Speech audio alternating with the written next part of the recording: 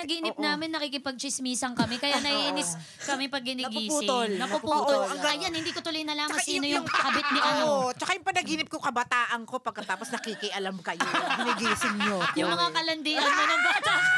Panaginipan mo. Pag ganun ba, mga edad na Napaka-vivid ng pa-40s, panaginip. No, ate, parang kitang-kita mo nag-wet yung dreams mga pa rin kayo? Hindi. Kasi ever since naman hindi ako...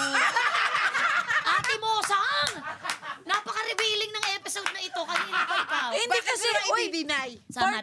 part pa rin ng topic yan, ha? Oo. Hindi Correct. porket titas of Kasi titos na, hindi na pinagdadaanan nag-wet natin yan. dreams. Occasionally na nga lang. So, isang fact po yung kapag ganung edad, ganun pa rin po. Hindi kasi pagka bata ka, kahit di ka nga nananaginip, pinapanaginipan mo yung babae or lalaki na ganon, di ba? Yes. So, explain nyo na lang ano yung wet dream. Opo. Lagyan nyo na lang Siguro caption.